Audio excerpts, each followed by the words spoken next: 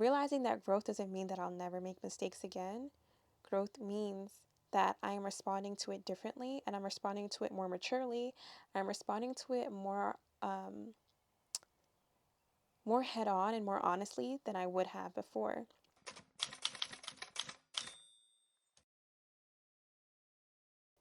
Confession. I broke another promise to myself. You might hear that and you're thinking like, okay, what's the big deal? But imagine that compounded over 100 times. And 100 times may sound dramatic, but honestly, that's how it feels. I feel like I'm on this hamster wheel of saying that I'm going to do something and then not doing it, and then feeling that disappointment and frustration that comes with it. And yeah, not only that, but feeling the stagnancy that comes with not keeping the promises that I say I'm going to do. So, 2 weeks ago, I went to LA for Valentine's Day, and obviously, it's Valentine's Day. It was a little vacation, but there was some downtime. So, I made a plan that let me use that time instead to practice filming and to write and to film a video. Because one thing that I love, like writing is something that comes so easily to me. Like whether I'm sad, whether I'm happy, whether I am whatever emotion I'm feeling. Like it always helps me process my feelings and emotions, and I'm just trying to become a better writer. So I told myself I was going to practice writing. I told myself I was going to practice with my camera because I just got a new camera. I've been filming with my phone this whole time, but I just got a new camera and I don't like literally it's like I feel like I'm learning something completely different. But I'm like, all right, let's use these 2 days. So I landed on Wednesday. I was like, Thursday and Friday. Thursday, I had pretty much the whole day to myself, but then Friday, I had like half a day to myself. So I was like, Thursday and Friday, we're going to take advantage of this time. We're going to write, we're going to film, we got everything, we're going to do it. I literally spent time packing all my lenses up. I have two lenses.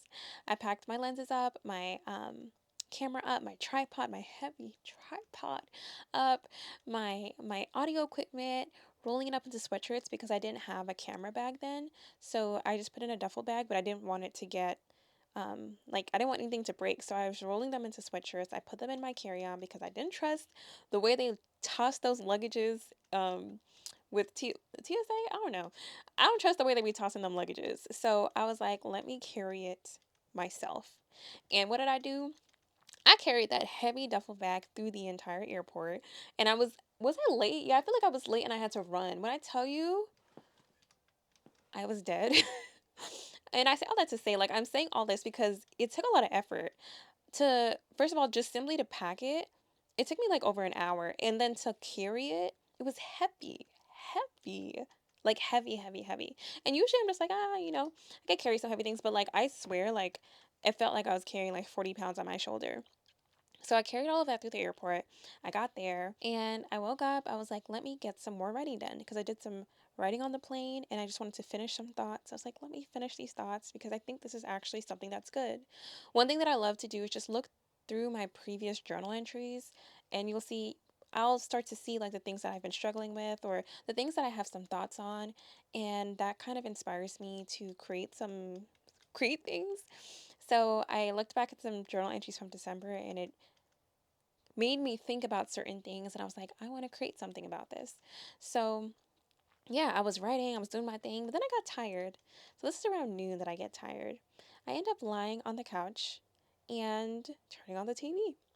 And I'm like, what can I kind of just mellow down with? I was like, let me just take 2 hours to just decompress. Like, again, it's not work all the time. I'm still, here for vacation. Let me just relax. So I turned the TV on and I turned on Gossip Girl. And the rest was history. That's all I have to say. I turned on Gossip Girl, and next thing you know, that Thursday that I said that I was gonna finish my script did not happen. And the next day, Friday, I mean, I didn't really have. Oh yeah, Friday I was supposed to actually go out and film, did not happen. Saturday, nothing happened. Well, things happened in regards of like my Valentine's Day trip, but nothing happened in the terms of writing and filming. Sunday, nothing happened in terms of writing and filming. Monday. So it's a Monday morning. I wake up. I walk out to the living room area. So I'm looking around, I'm assessing the damage because Monday's my last day. Tuesday is when I'm supposed to be flying back home. And I'm like, all right, let's think about what there is to pack. So I'm looking around the living room. The lights are coming through. It's like 7 a.m. light, kind of that soft glow. And I can see all these suitcase cubes. What are they called? Suitcase cubes? All those packing cubes that are on the floor. And I'm like, all right, so this is already packed. My computer is over there, like my shoes are over there. What do I need to get together? So as I'm scanning the room, I'm walking around in the morning and I look to my left. And as I look to my left, I see my black duffel bag that I spent so much time and energy packing. I had so much hopes and intentions for. And I also carried through the airport, literally feeling like I broke my shoulder and I like dislocated my spine a little bit walking with that heavy bag. And I see it just still sitting there.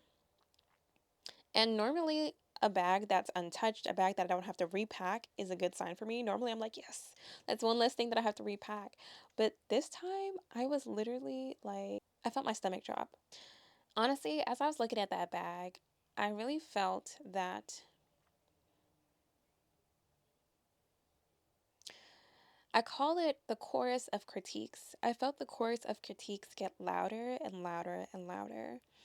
And the voices in my head were telling me things like, here you go again, or you're never going to change, or it's the same old story.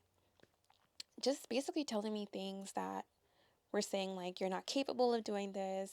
I told you you were never going to do this. Like, I was literally dragging myself from here to there, all around the place.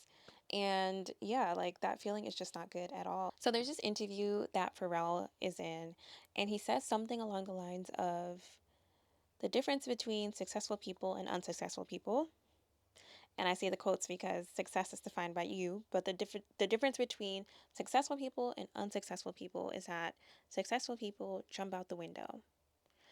And like when you think about that imagery of jumping out the window, like you think of someone okay, it sounds like it seemed a little bit crazy, but someone that just goes for it.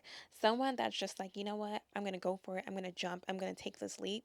And I'm not going to like think too deeply about it. I'm just going to go for it and just take that step. And I know that I will land. Even if I don't land like 100%, even if I scrape myself up, I'd rather go for it than to sit and stare out the window and wonder what it would be like if I actually went out of it, right? So, my phrase for this year is basically jumping out the window. I want to be the type of person that jumps out the window. And this channel, Consistency Chronicles, is kind of a documentation of that journey, of that becoming, of being the type of person that jumps out the window, does the things that she said she's going to do, goes for it, even if it's not perfect, just moves, takes that next step instead of stewing in like indecision. So, as again, I go back to this black bag because this image is still pretty striking to me. The black bag against this white wall across from the kitchen bar stool area, and it just represents like that's just not the type of person that I want to be. I don't want to be the person that says I'm going to do something and doesn't do it. I don't want to be the type of person who takes like is waiting for something to be 100% before putting it out because yeah, I just don't want to be that person. I want to be the person that jumps out of the window. So in the past, I literally would have spent days avoiding this conversation with myself. Because when you think about when people break trust, like when you break trust with, let's say, with a friend, or a friend breaks trust with you, or you break trust with a significant other, or a significant other breaks trust with you, whether you think of a parent, sibling, whoever, when you have a situation in which trust is broken, and then you try to go at it and not have a conversation, that's not going to really lead you anywhere productive in that relationship. In fact, it could even break that relationship. So I think about it in the same way with ourselves. When we break that trust, when we break that promise, when we tell ourselves we're going to do something, we don't do it. Um, it's about having that conversation with ourselves the same way that we would have that same conversation with somebody else. And should we not have those conversations, we run the risk of further damaging our relationship with ourselves. So, coming from somebody who has done that in the past and ran and didn't discuss and tried to kind of stuff these feelings down, I am this time I'm approaching it with a different lens, and I encourage you to approach it with that same lens as well. So, one thing that's really helped me is thinking about how can I be curious instead of critical. I had mentioned that when I saw that duffel bag, black duffel bag against that white wall, still stuffed full with camera equipment, I had felt that feeling of that chorus of critiques coming up, telling me how much I suck, how much I'm never going to do anything, how much I'm just wasting my time, and like just so many things going through my head. And one thing about them critiques is they don't do anything. They're not constructive at all. The only thing that they do is make me feel horrible. Like when you think about it, I don't gain anything. Like you don't get anything, I don't get anything except feeling like trash. And like sometimes I feel like, "Oh, I deserve it," you know? And that just keeps me continuing to insult myself. But again, like all those insults and all the negative talk, all it does is make you want to go back on the couch, lie down, go to sleep, and forget that this all exists. So I've learned to look at things from a lens of curiosity over criticism. And with this curiosity, I kind of go at it like, okay, so this didn't happen. First, just confronting that issue, having that honest conversation. This didn't happen. I said it would happen, didn't happen. All right, let's talk about it. And talking about it for me, one thing that helps, and you might find a different lens that helps for you, but one thing that helps for me is if I were to redo the situation, if I were to do it again, knowing what I know now, would I do anything differently? What would I do differently? And it from a very realistic lens because you know that the original plan didn't work for a particular reason. So just saying that I would do the original plan, like that's not always the answer. 99% of the time, it's not the answer. It didn't work for a reason. What is that reason? Get to that reason. Get deep. Like not just the first reason you think of, but try to keep going and going and going. And for me, I came up with a couple of reasons and a couple of things to think about going forward because now it just feels like a gain, right? Like, yes, there's some things in which I thought I lost from the situation. There's some time I can't get back. There's 3 episodes of Gossip Girl stuck in my head now, which I don't regret because, again, and one thing I realize is that just because things don't happen perfectly doesn't mean that the whole thing was a waste. Like, just because things didn't happen the way I planned, I had a great time. I still had a great time watching Gossip Girl. And it was also like, it wasn't just like, oh, I'm just on the couch. No, it was bonding because, I was watching it with my boyfriend. And we were just laughing or just like, huh? At like all the crazy antics of the mid 2000s and these teenagers doing all them crazy stuff. Anyways, so I don't really consider it time lost. I am kind of looking at it again, curiously. If I were to do this again, what would I do differently? So for me, I'm going to actually pull my journal up because I want to read it verbatim. So basically, again, instead of filming and writing, I ended up binging on Gossip Girl. I watched about 3 seasons. It was a fun ride. However, going forward again, I know that if I had the opportunity to redo it, I wouldn't have said that I wouldn't have rested, but I would have chose a movie and or a TV show that did not have more than 2 seasons because I feel like with that there's some sort of end, there's some sort of conclusion. But honestly, when I wasn't even thinking, when I just turned on the TV, I just saw Gossip Girl. I was like, huh, I've never watched that show. Let me watch it. And I didn't know it was 6 seasons long. Like I literally started it and I did not know it was 6 seasons long. I did not know there was like 20 episodes per season. And one thing about me, when it comes to TV, when it comes to shows, when it comes to books, when it comes to stories, period, I'm gonna want to know what happens next. Like I'm not that type of person. Sometimes I am, but for the most part, I'm not really the type of person that's gonna be like, okay, let me just watch a little bit and then let me put it away. Let me watch one episode and put it away. No. If I get really into the story, like unless it's boring, then I'm like, all right, I really don't care. But if I get really into the story, I'm a binge. I'm gonna stay up. I'm gonna neglect myself. It's bad. It's really bad. I'm gonna neglect myself. Unfortunately, I'm gonna neglect my sleep. I'm gonna be like, what happens next? I'm gonna be literally obsessed with what happens next. So, knowing that, I know myself, and I should have thought about that before I click something. So going forward in life in general, if I'm feeling like, all right, I just want to chill, I just want to watch something, either I'm going to choose a movie or I'm going to choose a TV show that has less than two seasons and or a TV show in which I'm watching episode by episode so that again, there's like some sort of end. Like I can't just keep going and clicking next, next, next, next. So yeah, so that's the one takeaway for me. And also um getting out of the house too because I've been observant about my energy levels and about when do I work best and when do I feel like I don't work best. And for me, I'm a morning person. So 6 a.m. in the morning, 5 a.m. in the morning, I feel like I'm the most alert around that time. But when it gets to like 1 o'clock, 2 o'clock, 3 o'clock, I feel like that's like my slump. So I started to watch TV around the time that it was my slump. And if I make it easy for myself to do that, obviously I'm going to do it. So, option number two was pretty much to actually leave the house. And I had planned to go to this local bookstore that I am obsessed with. Because I went, last time I went to LA, I went there. So, I was planning to go back there and do some work there. But I was like, oh, let me just do it in the house first. And then when I did it in the house, then I got tired. I went on the couch and I went to sleep. However, if I was at the bookstore, I wouldn't have had that easy pass to just take literally three steps and go lie on the couch. So, leaving the house is also a priority for me, especially when I know that I'm doing work closer to my slump hours if I'm really trying to make something happen. Also, another thing is be for real, Faith. Let's be for real. Like, despite all of that, you are also on vacation. So, for me to schedule like 4+ hours of work, and again, like writing is like it feels good and all, but like for me to schedule 4+ hours of that writing and filming during vacation is kind of crazy. Like it's kind of crazy.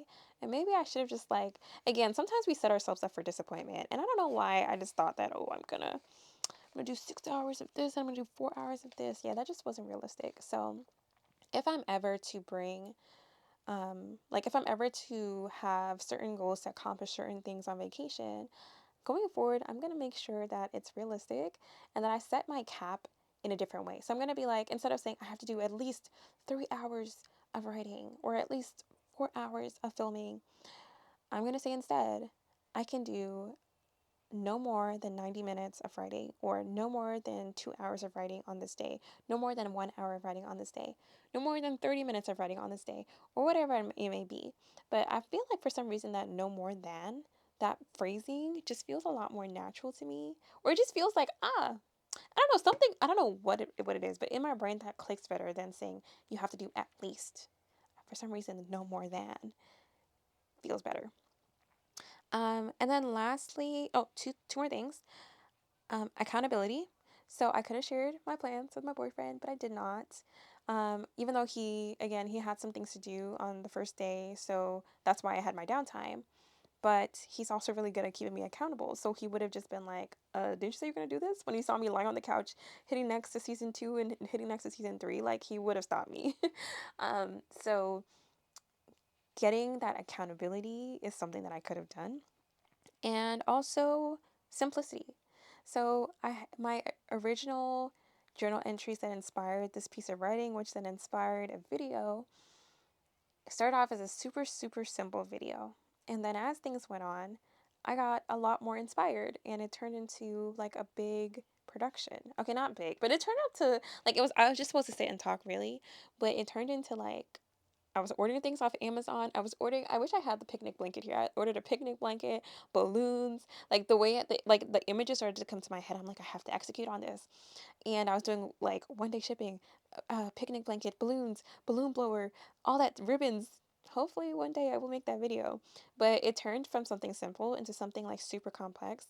And although I love the creative process and I love like the juices that were flowing as I was creating and ideating these things, the goal was actually simplicity, and I went from that simple goal and I took it up to like the 10th.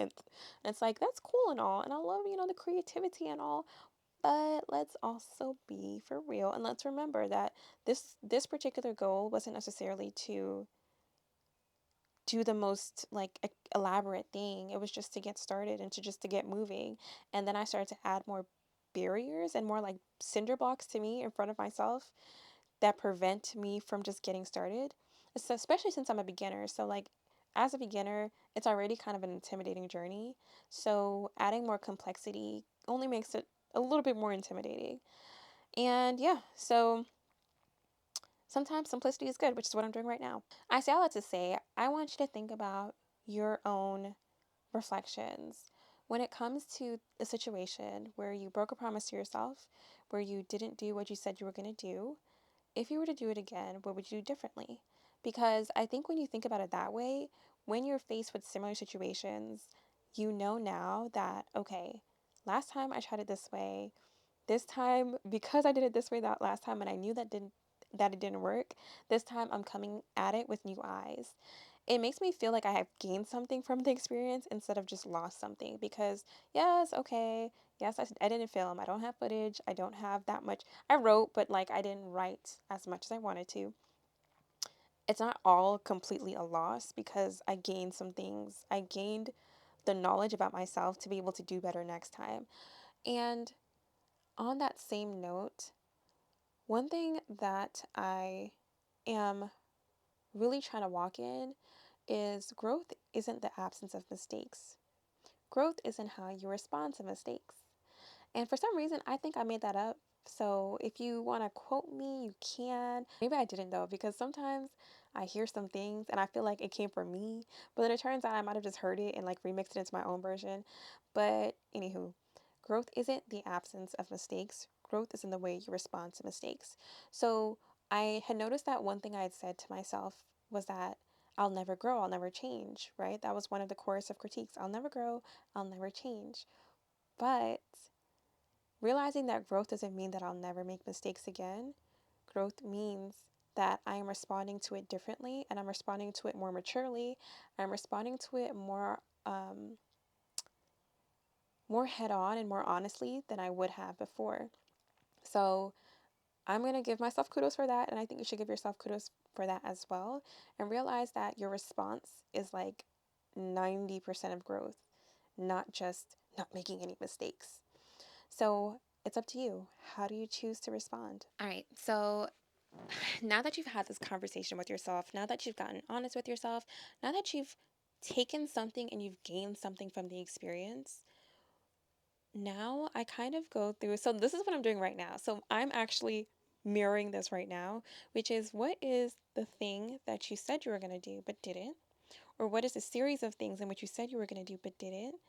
And what is it in its simplest form?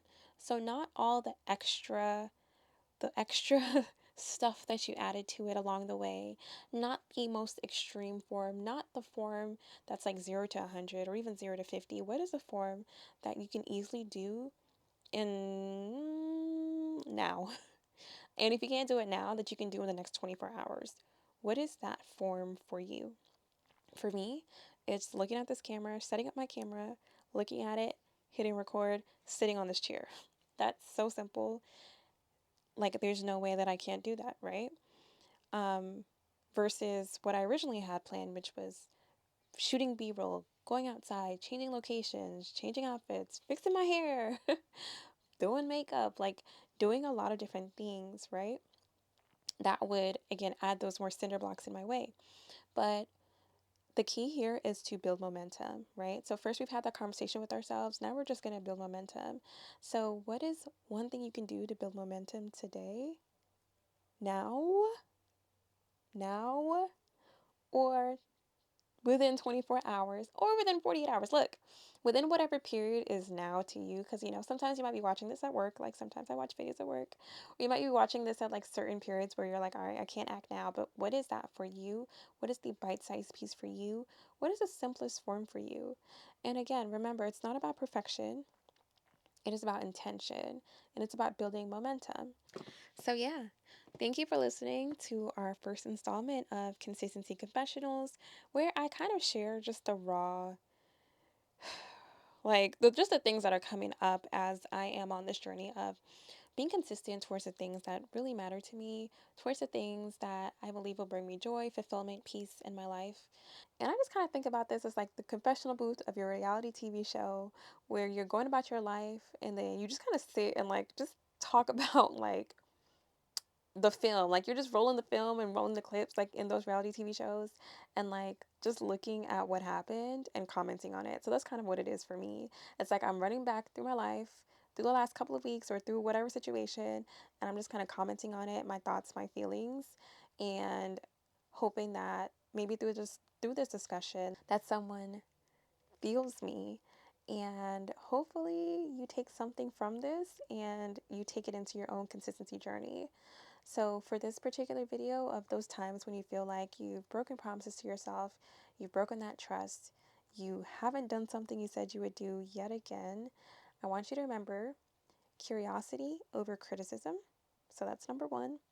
And what is the simplest form of whatever it is that you've been avoiding, whatever it is that you've been rolling over for the last couple of days? What is that thing that you said you would do that you didn't? What is the simplest form of that? The simplest form, and just go create that momentum. You can do it. I believe in you. This is me. I I don't like not having structure. So for me, just kind of going off the dome, not really having a script is kind of weird for me. But I think that this is necessary for me to kind of get past that hump of feeling like I need certain things to be in place before I can act. So this is me in my little attempt. Okay, I wouldn't say I'm jumping out the window. Maybe I am jumping out the window. This is my version of jumping out the window, my very closeted, my little version of jumping out the window. And I just hope that you also have that courage to jump out the window as well. And you have that courage to have that conversation with yourself and to be honest with yourself. And that you have that courage to do that thing, whatever that thing is to you, in the simplest, easiest, most arm's length form. So go out, be great, and thank you for listening to the first installment of Consistency Confessionals.